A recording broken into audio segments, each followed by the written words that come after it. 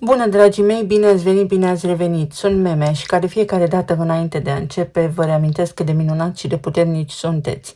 Astăzi vin alături de voi pentru a vedea ce ne spune la nivel de potențial energia pentru zilele ce urmează. Și vă rog să luați de aici doar situațiile sau informațiile care simțiți că se mulează pe nevoia voastră imediată. Vă mulțumesc tuturor pentru că sunteți aproape de mine, vă mulțumesc și dacă acum este pentru prima dată când mă auziți, pentru vizionare, pentru apreciere, pentru mesaje, sprijin, suport. Și vă doresc tuturor să aveți zile bune, zile cu soare, zile în care să vă meargă lucrurile bine. Voi face o scurtă descriere la nivel de tranzite astrologice din punct de vedere mundan pentru zilele ce urmează și apoi ne uităm în energia cărților de oracol, în energia cărților de tarot, dar și în talismane. Și pentru că în acest moment avem un punct extrem de puternic de concentrare în semnul berbecului, vă voi spune în felul următor. Este un fel de energie declanșatoare la nivel global și sunt absolut convinsă că trăiți ancorați în realitate și vedeți prea bine ce se întâmplă.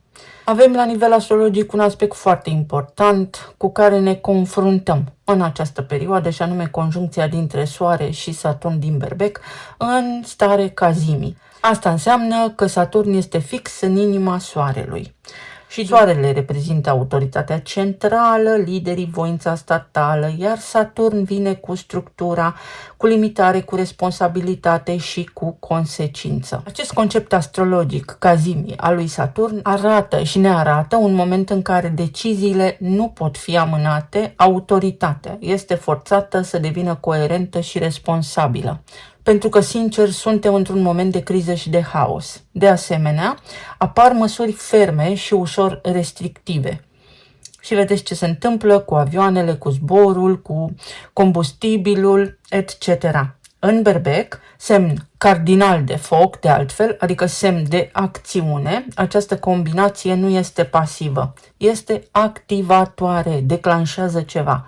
Vorbim despre inițiative politice, decizii rapide, uneori dure, sigur că vedem acest lucru, care au rolul de a repoziționa direcția unui stat sau a unei alianțe. Deci ce vedem acum nu este o etapă de final, ci mai degrabă începutul. În același timp, Neptun, care este și el în Berbec, este parte din acest câmp energetic, chiar dacă nu este în conjuncție strânsă, matematic vorbind, din punct de vedere tehnic în această perioadă, influența lui este una de fundal, dizolvă structurile vechi de identitate colectivă, adică națiile, popoarele, cine ești, cine crezi că ești, creează confuzie strategică, dar și noi ideologii. Aduce un risc crescut de decizii bazate pe percepții distorsionate sau idealuri nerealiste.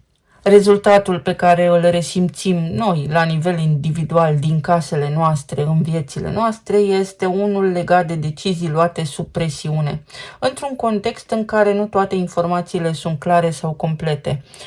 Aveam noi o vorbă, noi cu cine votăm, nu știm de ce se întâmplă anumite lucruri în lume. Vedem că se întâmplă și noi ne uităm precum spectatorii. Venus este și ea în Berbec, tot în această perioadă cât Saturn este în cazimii și formează o quadratură, un aspect destul de tensionat cu Pluton din Vărsător, despre care am vorbit în emisiunea pentru această săptămână. Este un aspect esențial pentru astrologia mundană, pentru ceea ce se întâmplă acum la nivel de colectiv, pentru că apar tensiuni diplomatice, pentru că există foarte multe jocuri de putere în alianțe și dorința de a-l controla pe celălalt, de a-ți arăta mușchii, presiuni financiare și negocieri intense și vedem foarte bine ce se întâmplă la nivel financiar, taxe, impozite, fluctuații pe bursă, etc.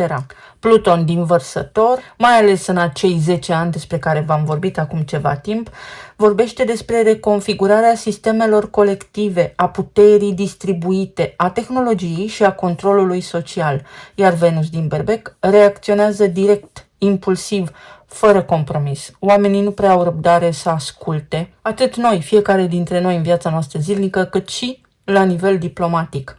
Această quadratură, această tensiune, indică foarte clar conflicte de interese, rupturi sau renegocieri de parteneriate, expunerea unor dinamici de control sau de manipulare, și ați văzut că foarte multe lucruri s-au întâmplat pe Mercur retrograd și vă mai spun un lucru. Există o mare, mare corelare, o mare, mare strânsă legătură, să îi spunem așa, între toate evenimentele mari, acest conflict, Groenlanda, Venezuela și traiectoria cometei 31 Atlas. Vă amintiți că acum ceva timp am vorbit despre faptul că 31 Atlas este de fapt un fel de infuzie, un fel de actualizare de software. Pentru că nu prea avem de ales aici. Este ca și când se derulează un film și noi, fiecare dintre noi, avem partea noastră de rol în acest film, în această mare distribuție. Drept urmare, energia nu este una subtilă, nu este ca și când nu vezi sau nu auzi ce se întâmplă în jurul tău. Este o perioadă în care ies la suprafață multe tensiuni deja existente, pentru că l-am avut pe Mercur în retrograd, au multă istorie în spate. De unde vin veștile bune? Pot apărea negocieri, pot apărea acorduri, pot apărea declarații care calmează sau echilibrează situațiile tensionate. Un alt punct mai dificil, să îi spunem, este tensiunea dintre conjuncția din Berbec, Soare și Saturn, cu influență neptuniană și Jupiter din Rac. Aici este ceva ce s-ar putea să resimțim cu toții în zilele următoare, pentru că această energie creează un conflict între inițiativă și protecție, acțiune rapidă și nevoia de siguranță, decizie politică versus reacție populară. Jupiter în Rac reprezintă masele, populația, nevoia emoțională colectivă, iar quadratura cu energia din Berbec aduce reacții ale populației la deciziile autorităților, tensiuni între autorități, guvern și cetățeni, nevoia de ajustare a măsurilor luate prea abrupt, pentru că ne influențează și pe noi la nivel micro. Ca tablou complet, iată că energia nu este una liniară, este o configurație de tip declanșator, în care deciziile se iau rapid, dar consecințele lor se pot negocia imediat după. Și asta se poate aplica la tot ceea ce trăiți și experimentați în această perioadă. Provocările în viețile noastre vin și pleacă. Ce facem noi? În tot acest timp cât ele există, cum navigăm printre lucruri? Aceasta este energia pentru zilele ce urmează. Cum navigăm printre lucruri? Ce val cavalul trece? Uite, glosă de Eminescu. Ce ne spune energia din cărțile oracol pentru zona de relații, pentru viețile noastre? Pasărea Fenix și un hamac. Energia ne spune în felul următor: nu putem evita schimbarea, transformarea, nu putem influența în mod direct nimic din ceea ce se întâmplă în lume, pentru că din punctul meu de vedere este un program deja în desfășurare, prestabilit, scris, care poate fi modificat doar în momentul în care înțelegi că trăiești într-un program care poate fi modificat, dar te poți schimba tu în tot acest proces, poți alege tu cum să fii în fața acestui val. Dacă te înneci sau te relaxezi și faci pluta pe spate. La nivel de plan personal, pe zona de relații, este o perioadă în care lucrurile se schimbă. Începe o nouă etapă. Începe o nouă etapă în care te convingi de niște lucruri importante. Ori pentru unii dintre voi sunt situații critice care apasă extrem de tare și simțiți așa o agitație interioară, ca și când ați păși pe jar, vreți să faceți niște lucruri sau sunteți emoționali, poate unii dintre voi ușor nervoși și nerăbdători pe deasupra și aveți nevoie de niște răspunsuri, ori este vorba despre o perioadă în care lucrurile se liniștesc puțin pentru ca atenția voastră să fie concentrată constructiv asupra lucrurilor care contează cu adevărat, pentru ca voi să puteți construi, pentru ca voi să vă puteți adapta, pentru ca voi să vă puteți adăposti de tot ceea ce urmează să se întâmple în viețile noastre. Iar aici avem o cruce, avem arhetipul peștilor, care înseamnă sacrificiu, care înseamnă că mergem până la capăt pentru o cauză anume. Important este să ne alegem cauza și să știm pentru ce luptăm. Important este cum pășim prin această viață și în această perioadă s-ar putea să apară pentru voi situații care să vă arate cum s-au întâmplat niște lucruri, să înțelegeți un adevăr, să vă convingeți de ceva anume, să interpretați corect și cu luciditate un desnodământ, se încheie niște provocări pentru alții dintre voi, acolo unde nu ați putut mișca lucrurile până acum, veți vedea că începeți să vă relaxați, că scăpați de o anume tensiune. Altora dintre voi, energia vă spune că situația este în plină transformare și că nu mai poate fi ca acum ceva timp. Că nu puteți interveni, nu puteți schimba anumite lucruri, dar puteți să vă adaptați. Puteți să vedeți cum acționați de acum înainte în contextul dat, în contextul actual. Pe zona de relații, să vedem ce se întâmplă plan material și emoțional. Să știți că se lucrează din planul subtil puternic la percepția noastră și la gândurile noastre. Astăzi am avut și eu un moment așa de supărare, să îi spunem, pentru că multe lucruri nu mi se par nici mie corecte în această lume, dar cu ajutorul prietenilor buni și prin frecvența iubirii, uite că le-am depășit. Pe zona de relații avem așa, turnul, justiția, 2 de bâte și 3 de cupe. Un plan. Se schimbă un plan, dar se schimbă un plan în favoarea voastră. Fie că înțelegeți asta, fie că nu. Poate fi exact cum am spus, pe de-o parte, pentru că vorbim aici despre potențial și pentru că voi sunteți mulți, după o perioadă de tensiune în care ai planificat, în care ai stat cu sufletul la gură, ai stat în acea tensiune, în sfârșit, vine liniștea, te bucuri, te ajută niște prieteni să te liniștești, să ieși din starea în care te afli acum, te ajută partenerul de viață, te ajută soțul, soția, partenera de viață, clienții tăi, se relaxează ceva. În orice relație conștientă 1 la 1 cu cineva, sunt câteva zile în care, dacă apar provocări, apar și soluțiile. Cine are întrebarea, are și răspunsurile. Cine a generat conflictul sau cine resimte conflictul, are și capacitatea de a-l dizolva.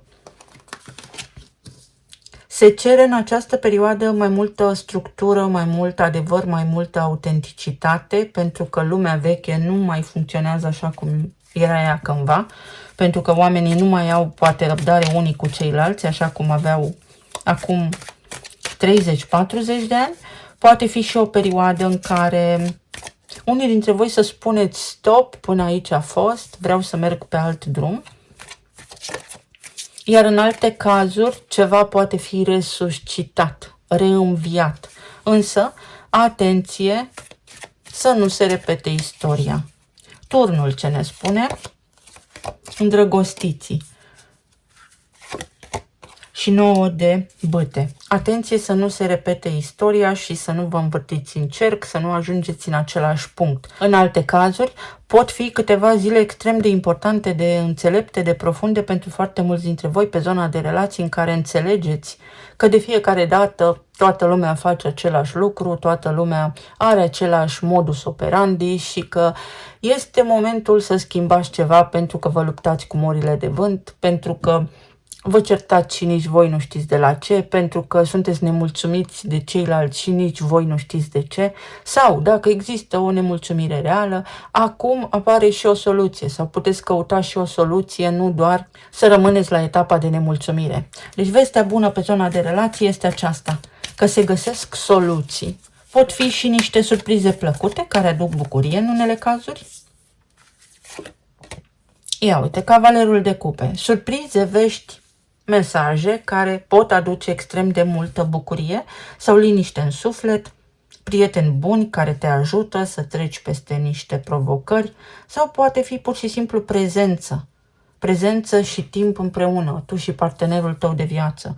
Poate fi vorba și despre faptul că cineva decide să ierte, indiferent despre cine credeți voi că a greșit sau cine, când, cum. Cineva iartă, cineva se relaxează, cineva cedează, dar înțelept, nu într-o formă agresivă.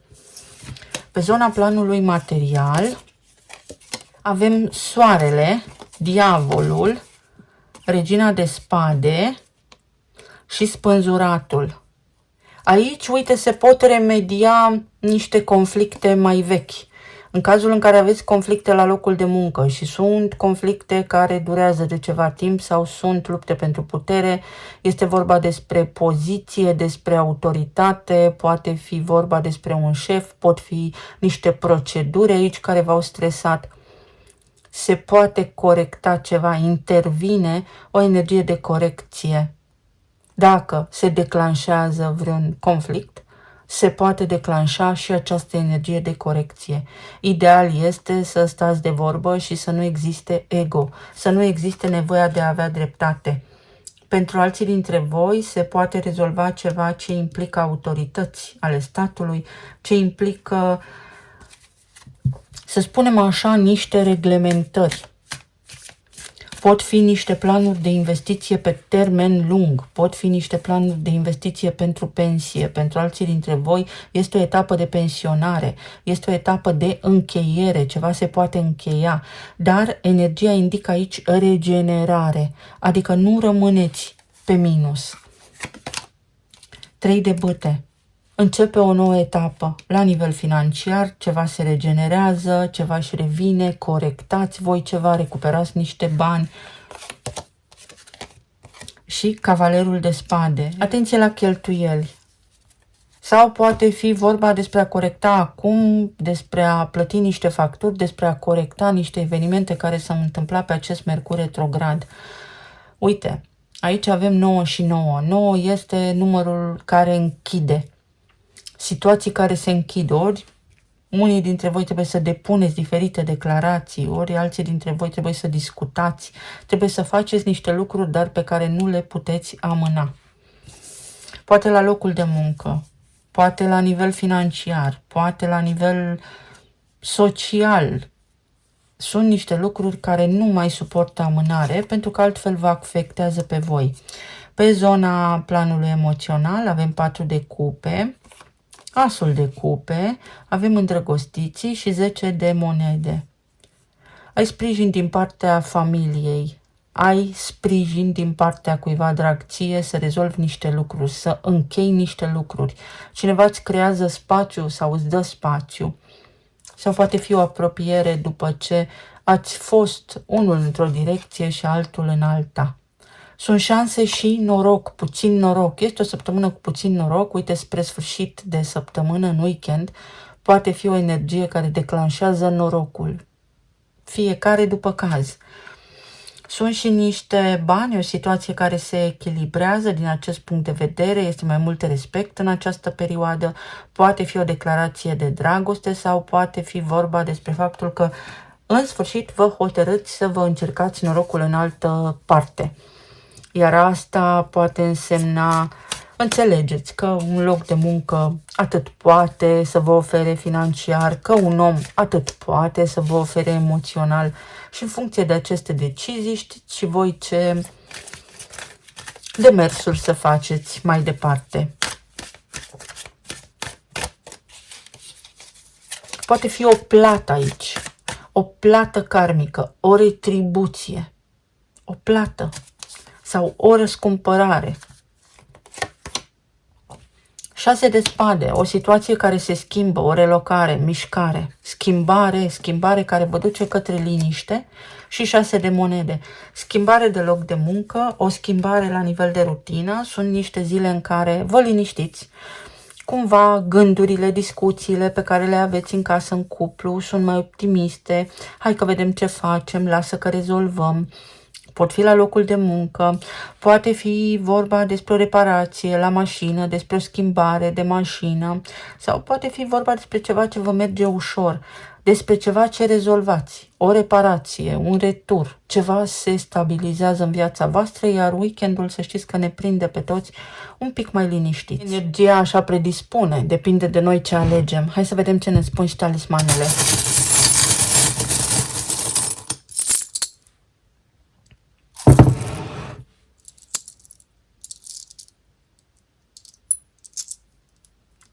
Talismanele ne spun în felul următor: să ne concentrăm pe ceea ce putem face noi, pe ceea ce putem schimba noi, dar conștienți că suntem parte dintr-un ecosistem, că suntem parte dintr-un concept mai mare, dintr-o lume mai mare, în care contează până la cel mai mic detaliu fiecare gând al nostru.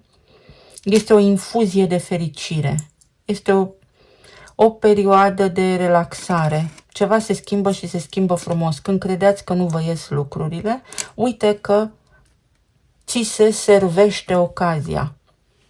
Poate fi o mediere aici, ceva tranzacții, o eliberare la nivel financiar, o scap de un stres, de o constrângere.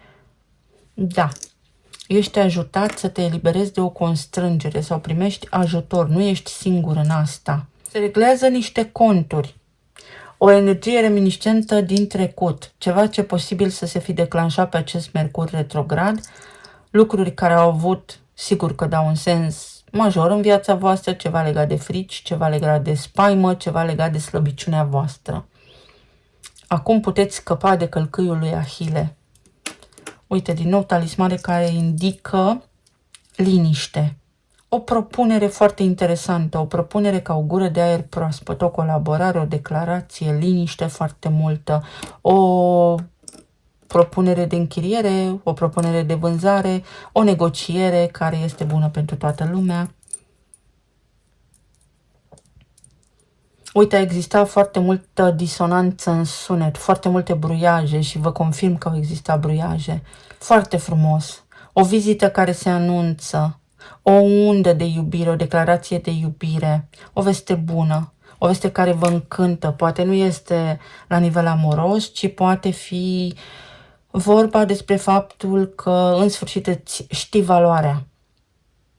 Într-o relație conștientă 1 la 1 cu cineva, te convingi. Ori că persoana asta nu merită, ori persoana asta în sfârșit îți vede valoarea și te respectă. Uite, ceva ce s-a întâmplat pe Mercur retrograd. Și aici avem un Q, îl mai păstrez puțin. Poate ai legătură cu un rac sau cu o fecioară, sau poate fi nodul sud karmic, se închide. Se închide ceva. Ar fi trebuit să fi înțeles până acum niște lucruri importante. Această persoană sau voi ar fi trebuit ca până acum să fi înțeles niște lucruri importante. Jupiter din rac, care pe foarte mulți în această perioadă ne-a restrâns cât a fost în retrogradare, nu ne-a ajutat deloc, chiar dacă este în exaltare în rac, să ne extindem. Sunt zile cu disciplină.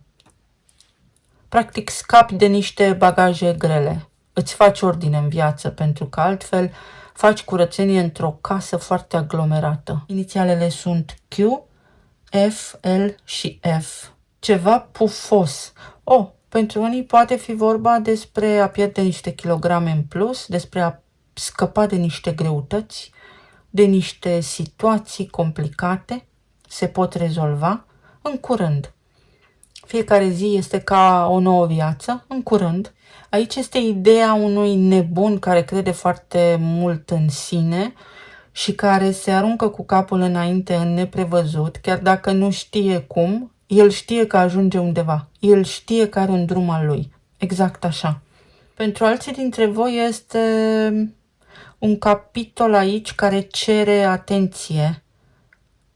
Un anume tipar, un anume comportament al cuiva cere atenție, fără frecvență. Ori, acum vă apucați de niște lucruri pe care le-ați amânat, ori o persoană se întoarce acasă, ori voi reveniți asupra unor decizii, reveniți asupra unor lucruri de care nu v-ați ocupat, pe care le-ați ignorat, pentru că trebuie încheiat ceva. Se încheie ceva. Apare și un mic sens așa urgent de a face niște lucruri. Vă doresc să aveți o seară minunată, vă doresc să aveți o zi bună, vă doresc să aveți zile bune, zile cu soare, să fiți sănătoși și iubiți și să ne auzim cu bine și data viitoare. Pa, pa!